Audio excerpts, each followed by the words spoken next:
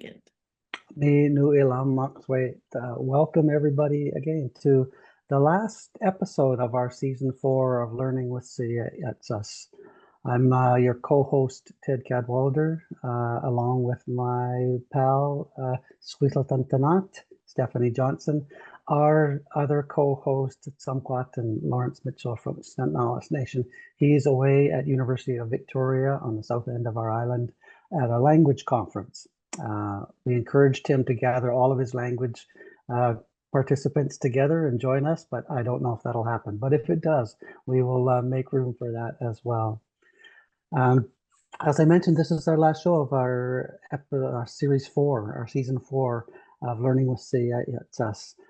So I wanted to make this a special one. I wanted to acknowledge that our presentation's coming from the Ho'okamitnam speaking people's territory on the south end of what's now called Vancouver Island. So we raise our hands to our Nanawas, our Tsamenis, and our Nanaimo relatives for welcoming us onto their territory and for doing this good work on their behalf here. I wanted to thank too our friend Ben Hyman and at the Vancouver Island Regional Libraries as our partner this year, and as always Carrie Kilmartin at UBC Press and all of their teams who made all of this possible to introduce us to all of the amazing guests we've had over the past 4 years. I also want to thank the Nanaimo Ladysmith Public Schools. They've helped Stephanie and I and Lawrence carry on this work around the implementation of the Call to Action 57 from the Truth and Reconciliation Commission. It's been amazing work over the last 4 years. And I know the guests who've joined us from all the way from Aotearoa, all the way to Paris, France. Hello, Bridget. They've joined us from all across the globe, and hopefully we've rang a bell and made some harmonious changes in their lives and understanding as well. It is my humble pleasure to welcome our guest. I was reading her biography on our page that we have for Learning with Syeyutsus, and I thought, well, that will take the first 10 minutes of our session.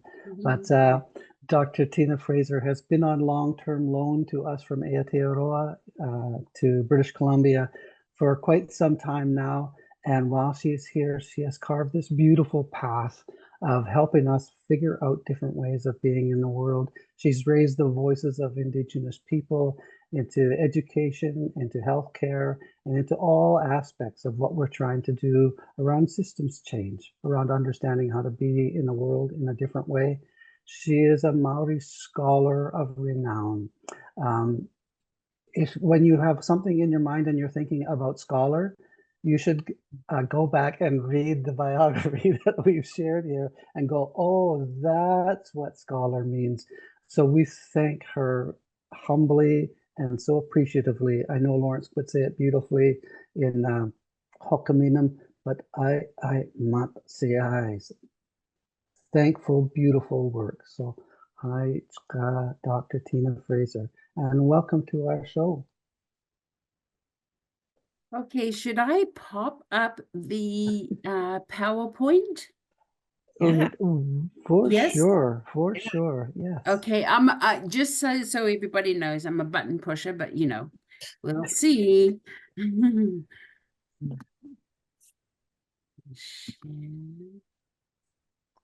got her. Look at that, it's working. Yeah. Boom. I'm going to open up our chat on the side there too.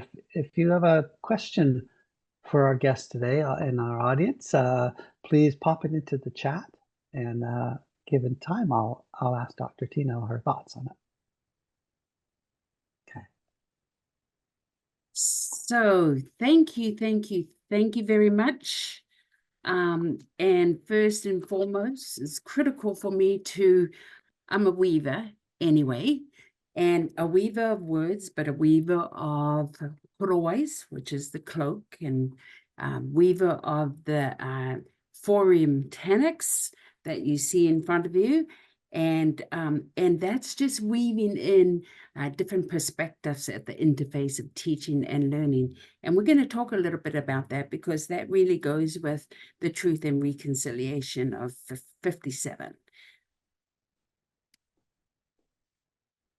Okay. All righty. So hadi, kia ora, deneza, sakuze, skaize, Kletli tenei, hubei keo, woots ut lit, nets et sla, hubei you su uts wutse su uns et, ink es in unu wal ye, in chahuna. They also live. I respectfully, with deep, deep, deep gratitude, acknowledge the unceded territory and ancestral lands of the Kletli Tenei, on whose land that we live and work and play and engage and have fun and pray and songs that are shared and singing. So I'm very, very thankful to be here. I'm just going to switch back to my language, I te reo Māori. E kore te mutu ki te miharo ki nā tāna te whenua o kāneta, nā kaitiakitanga, nā kai whakahaere, me nā rangatira o enei mana motuhake. E ki ana nā tīpuna ko Kletli tenei, kei te ora tonu mātou.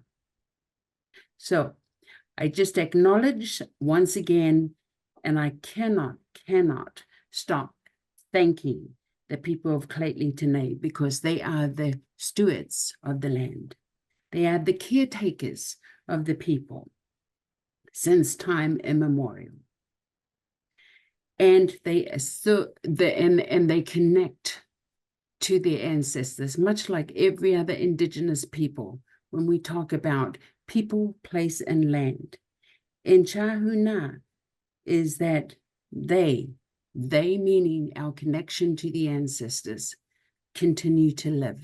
They live through the children, they live through us, they live as the stewards that are above wherever they may be, watching and caring for us. So thank you.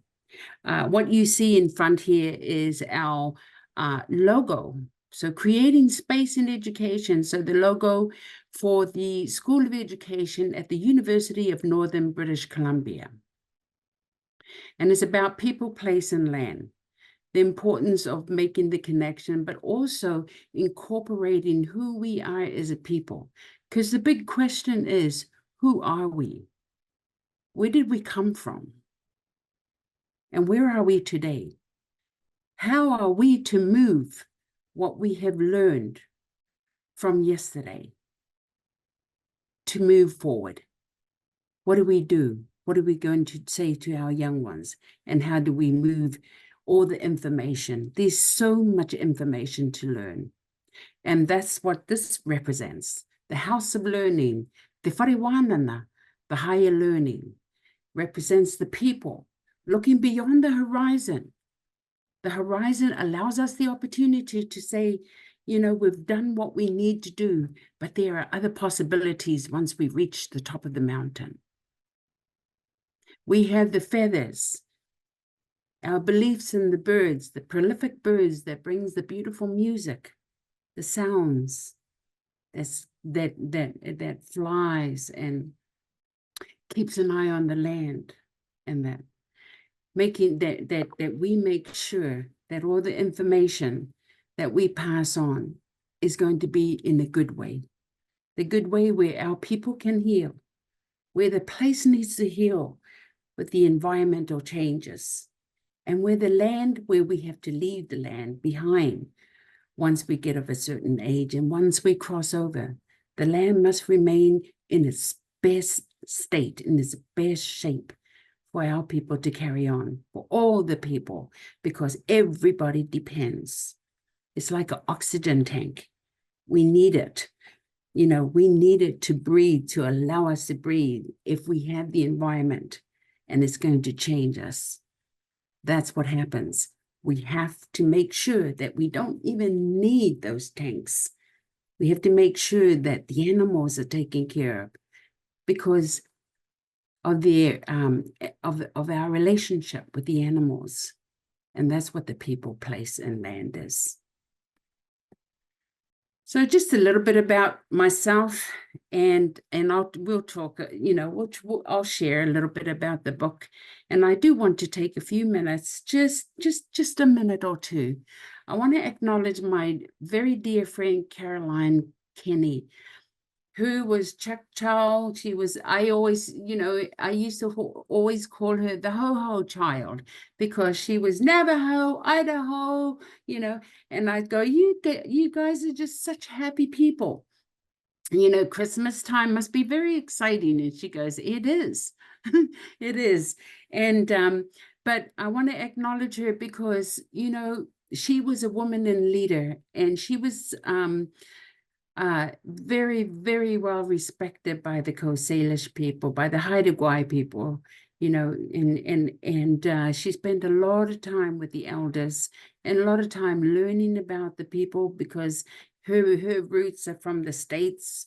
And so when she came to Canada, she wanted to learn everything that they needed to know about people and about place and about land, and how she incorporate that with the music, because she was a musician, how it became therapeutic when our people were wounded, with wounded souls, and the experience of residential schools and that. So she always used to share her songs and what she used to write. And one day we attended, the conference, and she said, I'd love to write or co-write or edit a living Indigenous leadership book. And I said, then what stops us?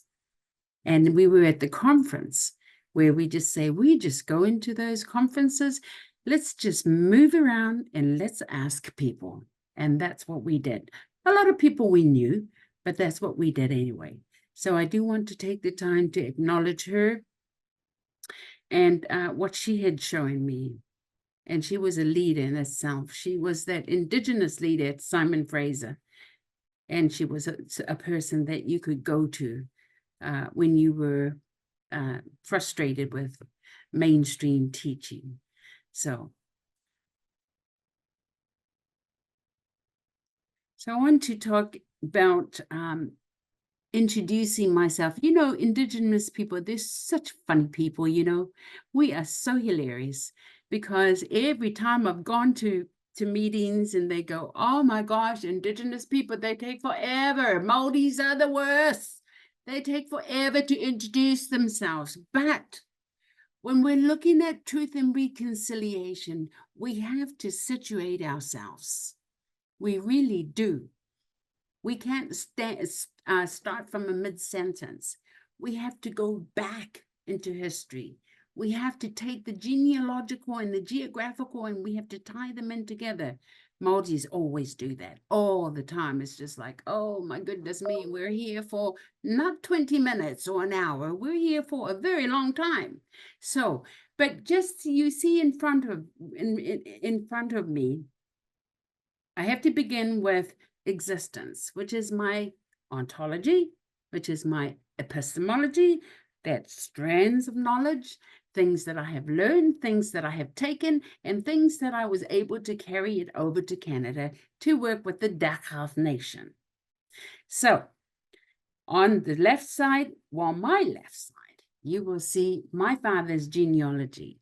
So it's in English, but for me to get a deeper understanding and to actually purify my words, I gotta say it in my language.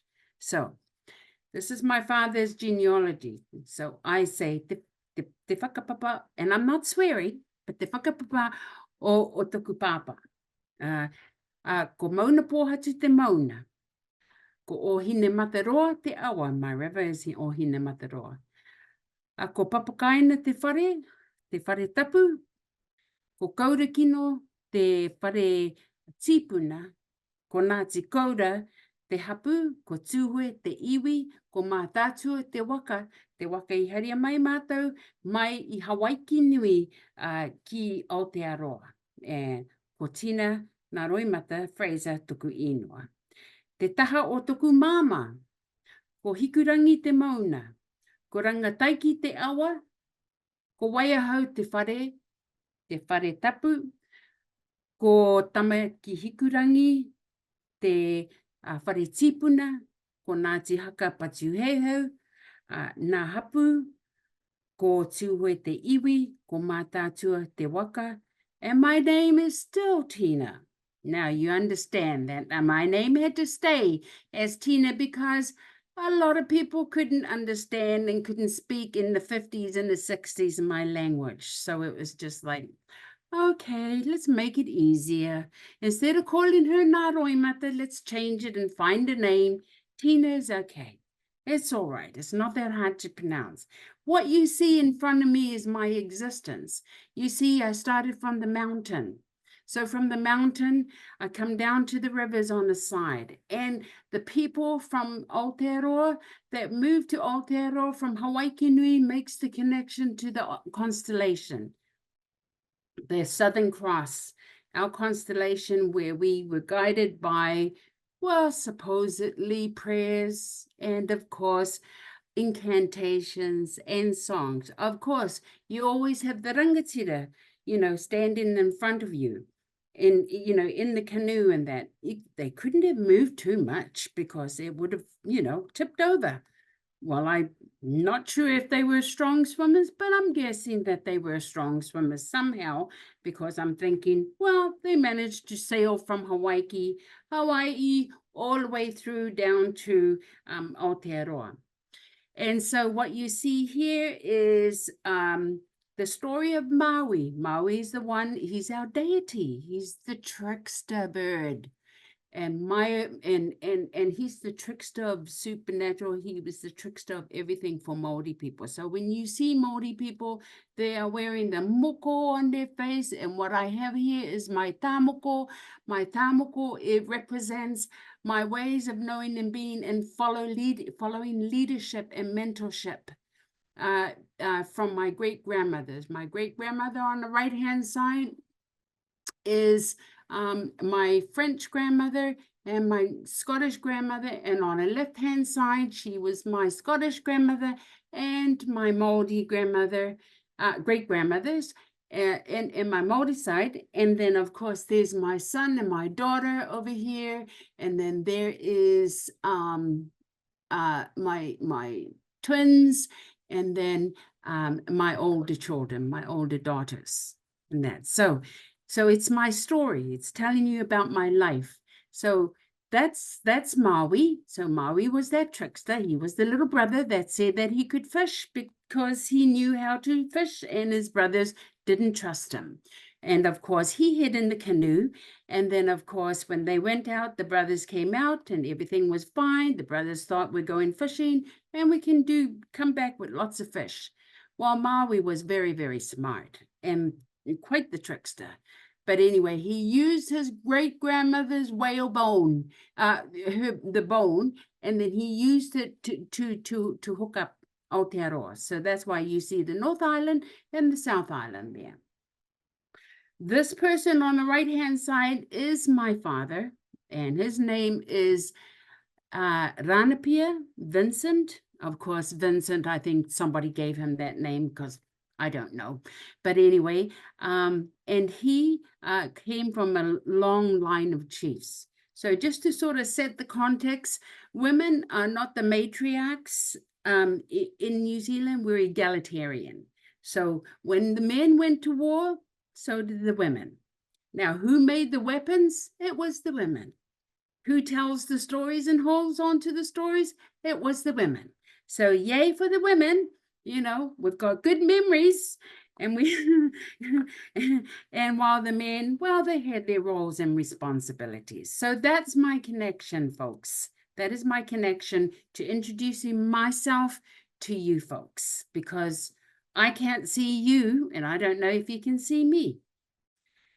So anyway, so here you'll see This is just a different way of looking at how I think my teaching and learning began, you see. So we're very much full of flax in Aotearoa. Formium tenax is what it's called, the botanical name. It's a very fancy name just for flax. And we just call it pa harakeke. Harakeke means weaving. We use it and we take it to make the baskets, and that we make the mats, and we make the clothing, and we made the weapon. And that's what the men practiced on, using the poise, and it was used for dexterity. So the women just thought, well, they're not that good at it, so let's take the poise back off of them. And women, let's hold on to the poise and see what you can do with the short poise and long poise. And they did such a wonderful job. And today the women uses the poise. Men use it too. Men are pretty good at making the poise, and that I've watched my brothers do it. So, and they're way better dexterity than I do. So, but that's what we do in my classrooms. In my classrooms, or my Indigenous classrooms, that's what we do, is everybody's going to learn how to make titi raka. They're going to make sticks for stick games. You're going to make poise, because nothing worse than sitting in the classroom being bored to death. I know all about that. So let's do some engaging stuff. And that's what we're doing. So getting them to utilize their skills, because they do have it, and they turned out fantastic.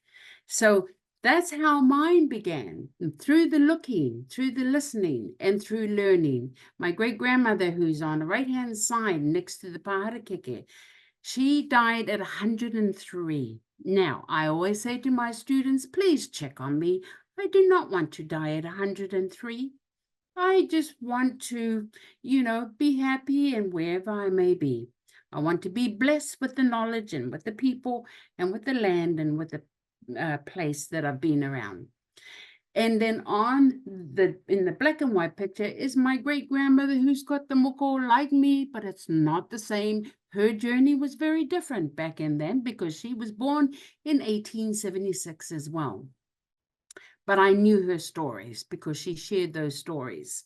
If you sit with people long enough, to preserve and, take the fruits that's on the ground, and you got to cut them inside, and she's weaving and teaching you. Yeah, you certainly get to know the journey. And that's her mama. And her mama is just the one up above there. And so I've learned lots of things by my great-grandmother, from my great-grandmother, great-grandfathers. And that's my mum with the white scarf. And then she's the one that was responsible for my daily education. My grandmother is the one next to her. And she was the one that was responsible for my past and future. And then, of course, my great-grandmother was the one that kept on pushing for education. She'd say, don't ever let anybody tell you differently. You are going to be an educator. And I'm thinking, oh, my goodness me, I did not know that I was going to be a teacher. I did not want to be a teacher. I don't want to be a teacher. But anyway, the good thing about it is that they had already predicted our pathways way before we were even born. So through my learning that began, I got to look, I got to listen, and I got to learn. And I have taken those 3 L's, and I've got to communicate the language through, both in English and different islands, different island languages, and my own. She taught me about the history, about the importance of identity. And this is what we're asking in Truth and Reconciliation. We're using, we're asking that in Dripper and Undrip and First People's Principles of Learning. Those are principles. It's a sense of place. It's a sense of belonging, understanding who you are, where you came from, and where you're going. Where are you today? But more importantly, where do you want to go to? And what legacy do you want to leave behind? Our customs and protocols, those are really, really important. You know, even when we're doing research and things like that, of any sort, when you're going back and you're doing the master's or bachelor's or something like that, it's like you got to go through the process. So the university has their REBs, their, you know, research ethics, and Indigenous people have their protocols. It's the same thing.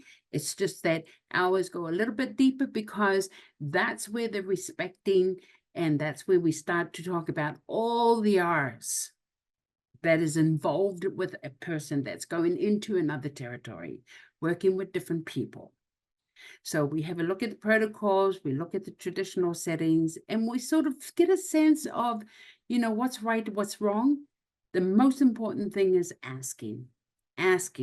People don't get offended, you know, but also, you know how we say to our children, our students, you know, you need to observe, you know, or even we're saying that to our teachers. We say, observe and really observe. As an early childhood educator, we had to watch everything.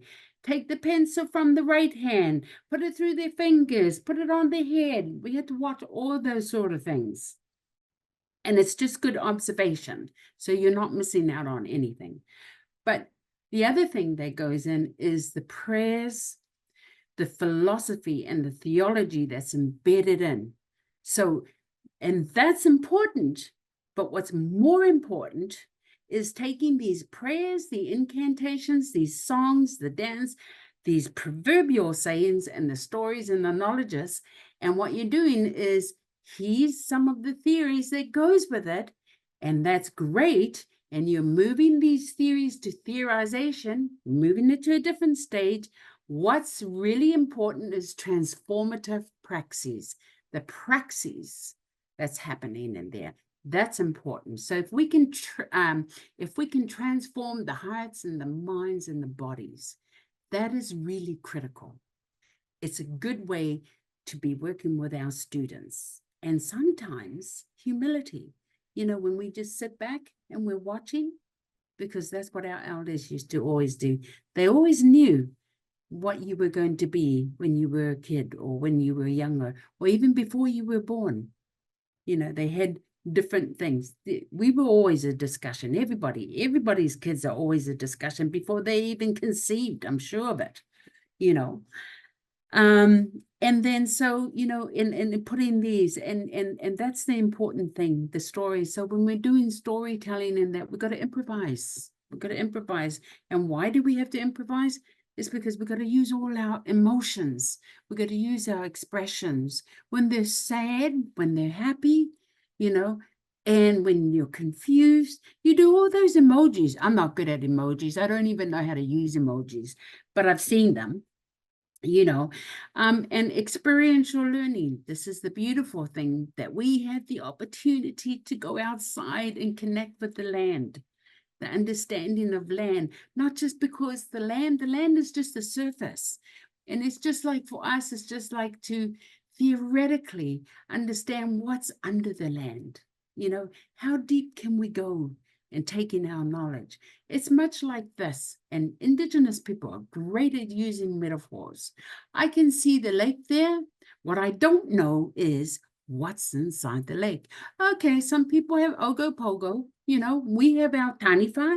Everybody has different stories, and that, you know, and some people get freaked out by it, but those are seen and noticed. They're known to be guardians, right? And all of a sudden, everybody gets all freaky deaky, and it's just like, you got to know the story, the history behind it, because the lessons are embedded, people. It's all inside, it's embedded. And what you have to do is, when you see that, that's the surface level. It's not until you dive into that water and you look around, of course, it's going to be snaggy types of things, dark and slimy things, and there's snakes and, you know, little buggies and stuff like that.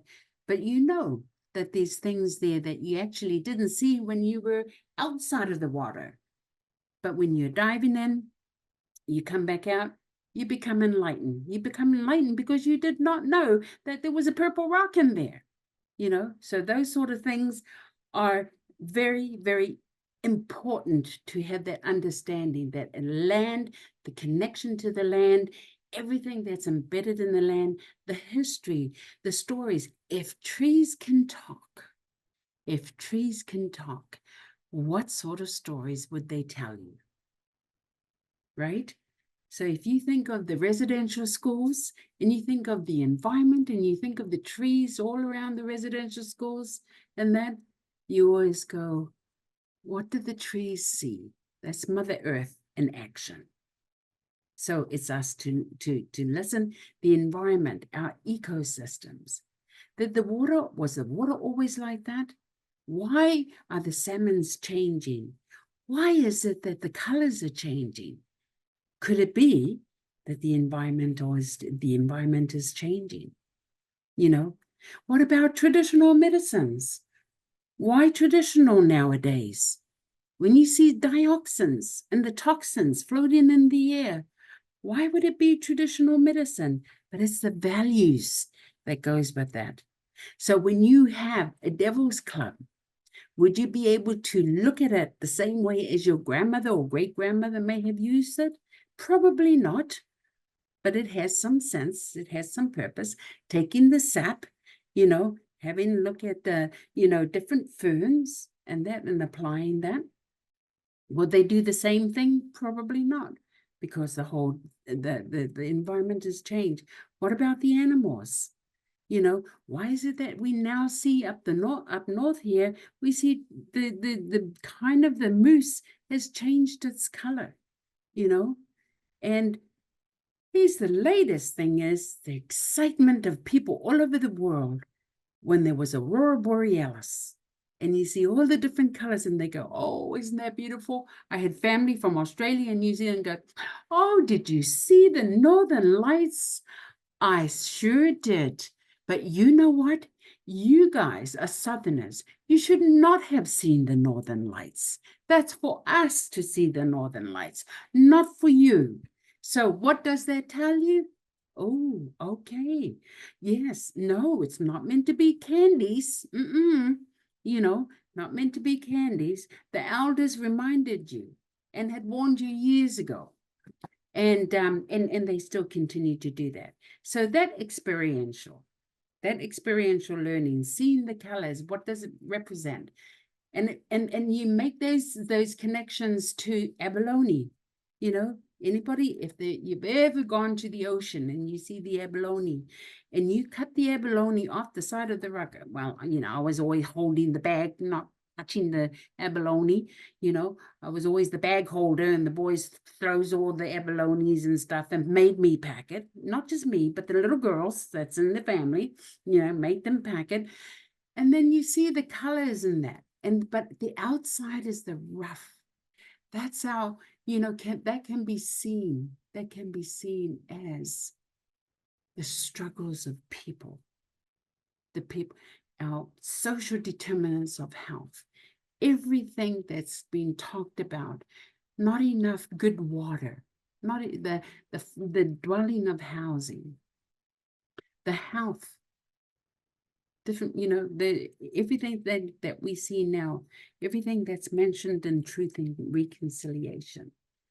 But that, TRC, when you think of the, Act 57, those are opportunities for a person to make the changes, to give ideas. I have a model. Okay, tell me about the model. Well, the model is this, and it's designed to do this. Okay, show me how to use it. So I always say to my students, don't talk about the model at the surface level. Take your model, dive into the ocean, and the very first thing, because they're predominantly non-Indigenous, and they go, you want me to dive into the water with this? No, that's just the same. But you just take your ideas, and your ideas are wonderful. There is no right or wrong in my class. It's just different. Show us different.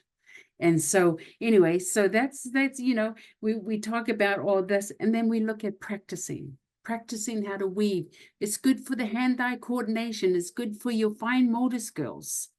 It is good for your gross motor skills when you're creating something or you're playing stick games. And then they go, oh, this is so much fun. And I said, but it's not just about fun, guys. It's looking at maths. It's like you're picking up the sticks and you're moving and you're throwing it back and forth. What's the speed? Well, I don't know. We never think, I go, but that's the fun thing. Everything is built around maths. Create it, talk about it, guess it. And then it's just like, we have a yardstick.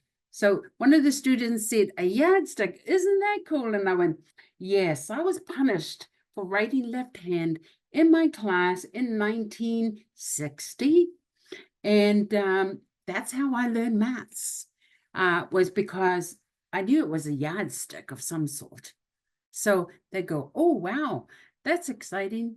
Well, learning is exciting. Punishment is not. Okay, so, when you're outside, look at the measurements, look at the patterns, utilize that. So, so that, it's getting your students to be creative thinkers, to be critical thinkers, to ask the questions around them, and to create their model. And that's, because those models are actually shared and was taught to us by our ancestors, by our grandmothers. These were the grandmothers that taught me. All these grandmothers, we all wear a moko. And these are all the grandmothers that were all born in the 1800s that raised me. So they're all related. This is my grandmother, great-grandmother up on top, and her sister, the one on the right-hand side there that looks very grumpy. Well, they all look grumpy, don't they? Yes. If I recall, they were grumpy. And that's probably because ears, looking, learning, listening. And so all born in the 1800s, they were all educators. And we're not talking about mainstream education becoming, TRB registration or BCTC registration. But they were educators in knowledge. And between all them, they had thousands, over 1,000 years. There's more to this than what I have here. I just said the grammars, I have to split the grammars up. That's what I used to do when I was their translator. And they were historians, they were weavers, and they were the ones that made the weaponry of the wars of when our people were the scorched earth policy, when they burning the Syeyutsus National Park down. They were storytellers and very heavy into the prayers and praying for Mother Earth, because that's what our religion was, about Mother Earth, and making sure that that the people were going to live in a good way.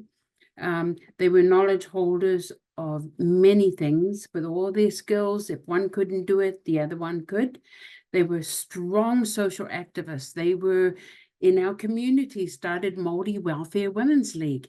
So when a lot of the women lost their husbands at war in First World War, World War I, World War II, they had children to raise. So these women and other women got together to sort of do the canning, teach them how to do canning and preserving and things like that, and also growing their potatoes and sweet potatoes and everything. So all that, and they were also the traditional healers, and healers making the medicine, cleaning the wounds, and also mentally, physically, spiritually, and emotionally. They were the supporters. They were the caregivers, or the caregivers for my grandmother, great-grandmother, my grandmother, my mom, and all the family in the communities. And many of them, if not all, delivered the community, families, and animals. So yes, the animals. And I think, yes, not qualified, but they sure knew what they were doing. I'm pretty sure. I don't ever remember any animals passing away or anything, but situating myself amongst all this with the knowledge in that, because they used to always say, you got to dream, go to school, because that's going to unlock and it's your future and opportunities for you, and dream the dream, because when you dream, we all dream. When you succeed, we all succeed. And that's what we want for everybody. There is no just about us. So here you just sort of see different ways. I was showing the class, the students, how to take Mother Earth and how to make things and create. And we work with traditional plants. And we start off with the younger children. You know, they make the poise and that. And my class last semester, they made 100 poise. And they were so happy with their poise. And here's the thing that I found very odd, that the men, the boys, well, they're not boys, the men, they made the long poise. And I thought, how odd is that? I had never seen that before. But because I realized, because I'm not very tall, but I realized these guys is like 6 feet tall. And they said, we just couldn't manipulate the short poise. And so as I was teaching them how to use the poise, and then I teach them the long poise, using it, you know, and moving it with one hand, using 2 poise going the opposite way, front and back. And then they go, oh, that works easier for us. So like I said, no right or wrong in the class, just have fun. Because when you have fun, your students will have fun. So we get performative arts early. We get them, the students, we teach them. And so these guys are learning how to not just use the different types of games and learn about the different types of games.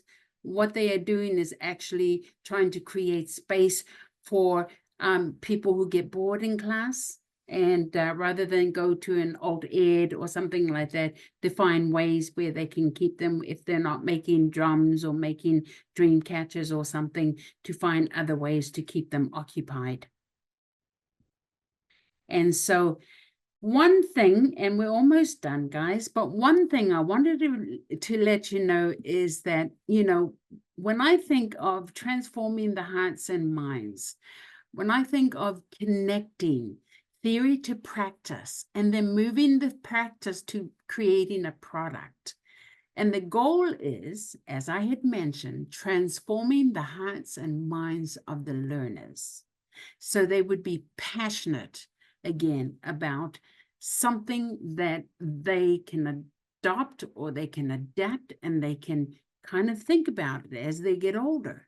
You know, and by the time they're hopefully in late grade 11, grade 12, they have an idea. So with this, I created the 999.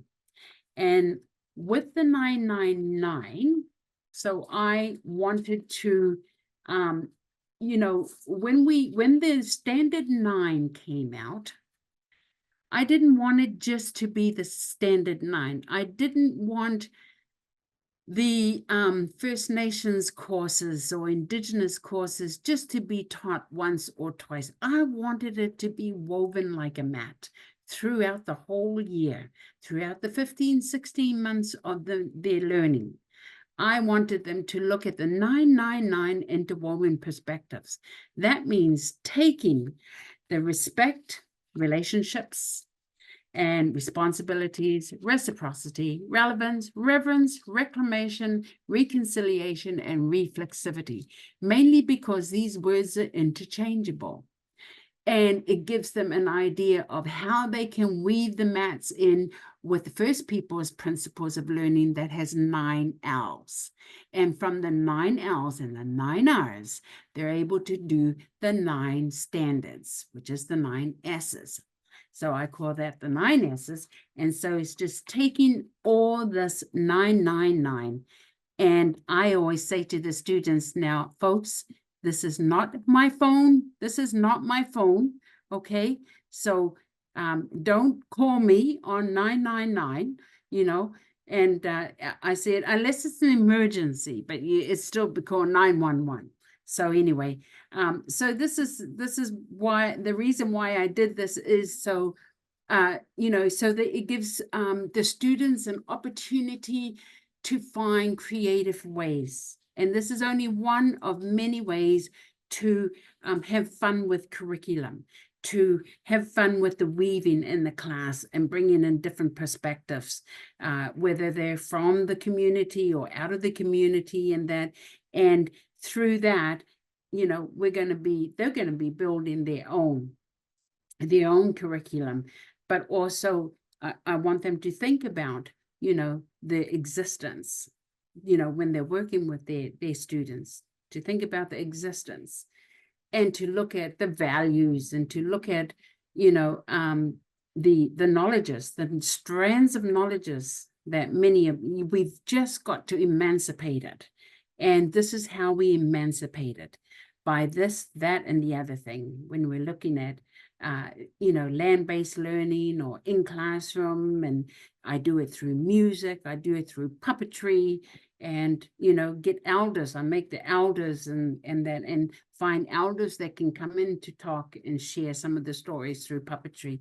I do that through storytelling. I do that through singing, and you know, and some of the children who's facing social determinants of health and poverty, and so finding some creative ways to lower the anxiety, because the anxiety is high, and that's really important. So it's just more or less allowing my students at the university to say, always think of the position that these students are in, because many of them would not have had breakfast, and our programs are not there that it should be there for their breakfast or lunch. And that, so I always say to the teachers, please take food in your desk. And they go, the last time you told us that there was a mice running around. And I went, well, he's got to eat too. Well, you know, so, and they go, oh, that's true. But I want them to think about not just about people, but about other little creatures. And they go, oh, that's scary. And I go, well, you probably bigger than them. You probably scare them too as well. So that's what they do. And they take, so they have to create something. So when they're creating something, they got to have an understanding of what they're creating for the classroom. So one, as an example, who's Métis, did the fiddle, and the fiddle was very, very old. And so I told her to go home, talk to her, you know, family about, you know, the grandfather. That was the grandfather's fiddle, and nobody had used that and stuff. I said, get the stories and create something around the stories for the classroom. And she did. She got his Métis stories in that. And that's what she did. She drew. She was an artist, and she drew it on the fiddle. And of course, and then she drew it through using the colors of the Métis sash on the fiddle. And then there was another one that had her grandma's chair, and she was non-Indigenous, but she said, I remember all the stories that my grandma used to read to me at nighttime. And this chair that she had, it was so old. And I said, take the old to create the new. And we're talking about creating ideas. So all the spokes on her Nana's chair, you know, she was, you know, I said, what sort of stories did your Nana tell you? So she talked about all the stories, and I said, then write it down on the spokes. Write it down on the spokes. Everything that you see, guys, everything, you take it and you turn it into something of learning. And that's what they did. So she goes, oh, I never thought of that. And so some people will make, you know, some people will make paper and create bookmarks, or, you know, and they would look at the traditional plants and then turn them in. I don't know. They did so many things, but they have to put it on in our gallery at UNBC for one whole week. So people can go in there and take note and ask questions. And of course, they've written pieces to it. And so, and they love doing it. You know, they said, we never thought that we could. Yes, these were things I was going to throw away. And I said, now, all you would be doing is just throwing it away. And then, of course, that's going to damage our environment even more. So think about that too as well. Some did canoe. They were working groups in that. Some created the ribbon skirts and tell stories and stuff. It's just like, oh my gosh, you guys are so talented. But those are the models that they do, models of understanding. They have to understand the models. Why am I creating this model? Why would I teach my elementary and high school? You know, and inside I said, you can always, when you're using it in mathematics, you can always look at figures, at patterns, and calculate numbers. You can see algebra in there. You just have to look, you know. And of course, those models of practice, and you be analogical. You have to just ask those questions, analyze what it is that you're doing. Why are you teaching? What do you want your students to learn? And what do you want your students to walk away with? And what do you want them to learn after they graduate? How can they take what they have learned from elementary to mediums to intermediate school to high school, and how do they move on to higher learning, right? And then, of course, their final product through exegesis is going to be their exhibition model. The classroom lessons, they can use that in classroom lessons, and that's the transformative learning that they get to see. And he's the R's, and he's the S's, and he's the first people's principles of learning. And I always say to them, get thinking about how you're going to bring all this learning together, you know, because we're taking the principles of learning, we're taking all the R's, and we're taking the S's, and we are creating patterns. We are weaving. And as you weave, you're thinking about standard 1, guys. You're thinking about standard 2, how you would be, you know, working in the classroom, you know, how you can control your classroom, you know. It's just like, there's so much to think about. But, you know, after a while, they always say, that wasn't as hard as I thought it was. And I said, no, people make things hard, and it's not hard. And, you know, I said, your learning tools, all you have to do is step outside your home. They're outside. They're not anywhere. They're not fancy. You know, you don't have to go to the dollar store and buy a whole bunch, unless you can say, I've never, ever been to the ocean. And then you give them the experience of, you can buy sand, or you can go and pick up some sand and some rocks and that, and driftwood and that, and you can create it in your classroom and get them to feel it. You know, it's manipulation, you know, tactile learning and that. If that was me, I touch everything in class. I'm blowing up everything. So it's just like, well, you know, that's how you learn, you know. And see, you're making baskets. See, we have the pine needle basket, you know, for the interior nation. We have the cattail. Oh, now that is a difficult plant to work with. I tried working with cattail. It's just like, oh, darn.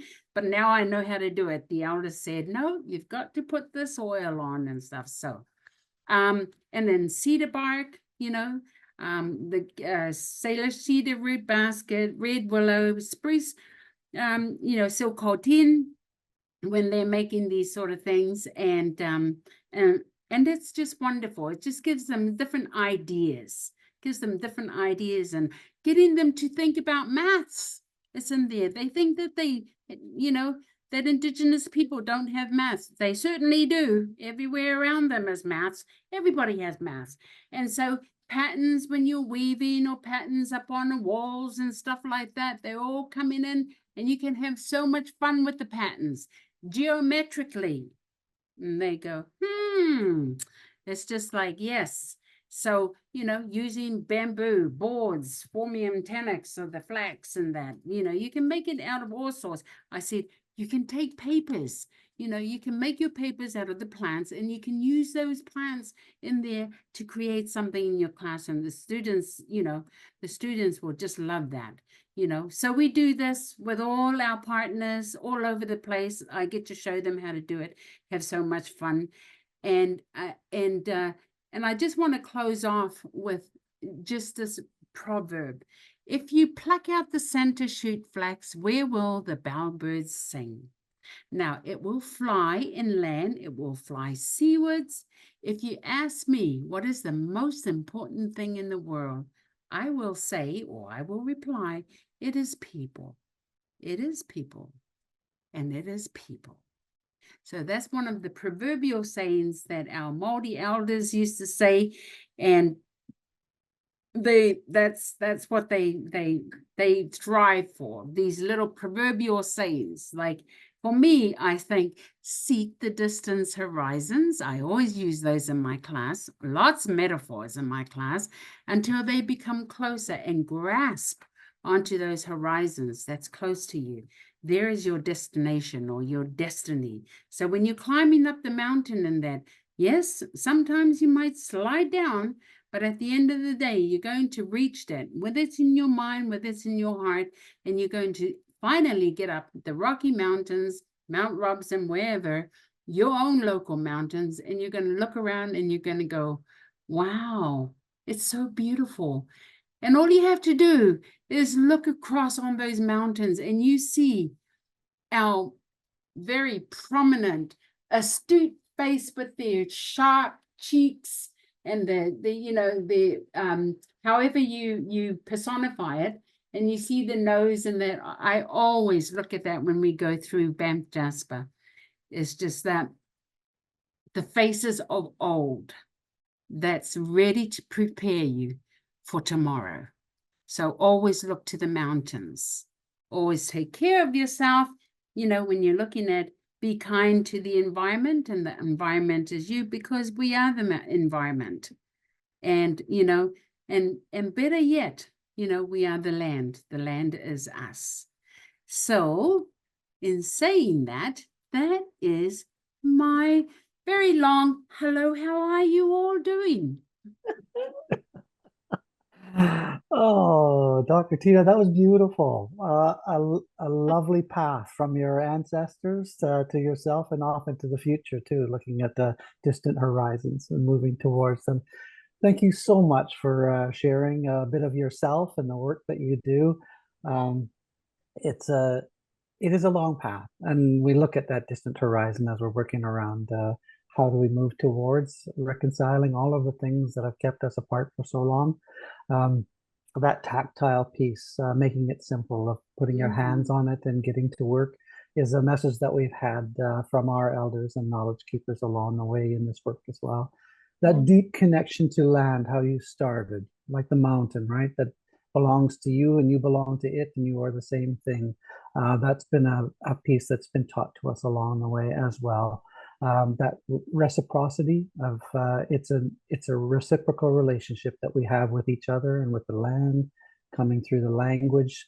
I want to raise my hands and thank you for all of that sharing today. I reach out to our guests who have been here in the distance. Bridget joined us from Paris. Carrie's here with us. Our friend Kelly Hall in Cowichan, who used your work in her master's program as well too. She let us know that in the chat. It's been a terrific journey today, and thank you so much for sharing. I want to say thank you on behalf of our relative Tsongkhwatan at his language conference today. Say we deeply appreciate all of our guests, our sponsors, and all of our participants who've joined us over the years. So I thought and I do want to thank everybody. Thank you everybody for listening, and you know, and I really appreciate it, because there's so much richness, and I have lived in this country for 50 years. Amongst the Dakar Nation, and everywhere I go, whether it's back east or down south or up north, I've learned so many different world views and the way how people can bring people together, and that there is that connection. There's that connection. So thank you, and I really appreciate it. And it's been a wonderful getting to know you folks, Stephanie and Ted. Thank you very much for this. Thank you, Tina. Okay. Bye, everyone. Here with